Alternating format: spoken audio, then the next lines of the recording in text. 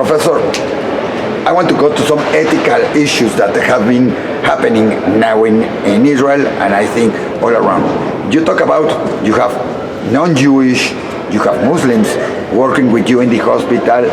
The first thing is there are no people afraid of having somebody there that is not Jewish, that it's not, or it's like they are Israelis, or what is happening with that? Because many of they come from Arab parts in Israel.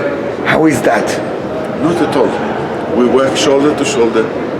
They were committed in many episodes that we needed an emergency call out. Everybody came, though there were sirens. Everybody was committed to work. Everybody was part of what's going on. We had minor issues around from both sides, and we dealt with them. And I think that we work together in respect, and I trust that this will continue. And this was happening throughout the years. This is nothing new. We live in coexistence. But now there is more afraid of, because that's what happened in the south. People that came from other parts, they came from Gaza, they were like friends, they were like brothers, they were shoulder by shoulder working in the kibbutzim, and suddenly, so still, how is it going in the north? We are not thought police. I don't know what everyone is talking or speaking or thinking, but I know that once we have patients, we have casualties, everybody working together. This is what we saw. How do you do it? Because that's something that people don't understand, and people say about apartheid, and that's not true. You told us that 80% of your staff in some moment, it was non-Jewish. Yes. Because they were on holidays, and that's happened also in Kippur and Rosh Hashanah and many others. How do you do it? How do you... And how can we explain to the world that that's the best sign that it's not apartheid in Israel? I don't know if it's in all areas, but we are healthcare professionals, and people that join healthcare have one commitment for the patients. Maybe we are lucky, but this is what's happening, and you see that the commitment to the patient did not change, and you hear the families and the actual soldiers that came in wounded praising the treatment that they got from all the stuff at Rambam, Jews and non-Jews. That includes, of course, not only the medical stuff. Yeah. It depends also because you have people cleaning, you have maintenance.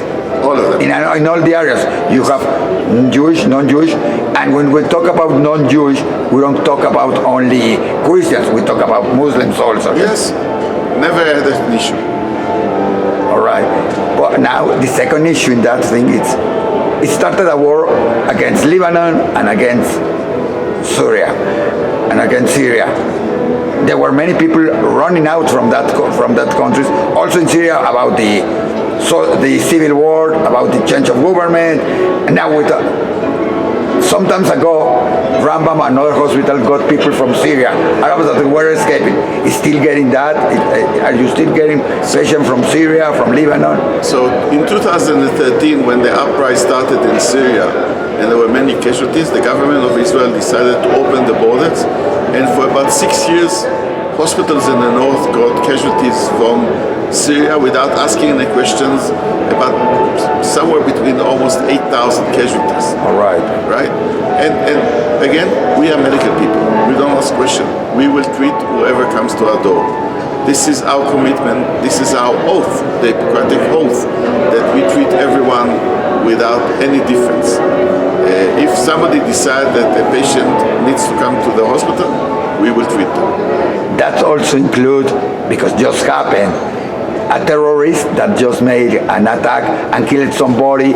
It also includes that, because many will say, don't treat me. Why do I have to pay for him? He just killed, he just did a terrorist act. So the government and the Minister of Health tried at the most to open facilities for the terrorists so that they won't need to be mobilized into the hospitals. But still, some of them went into the hospitals and were treated like any other patient, and was taken back into where they were holding them. We are not police, we are not judge. We are medical people.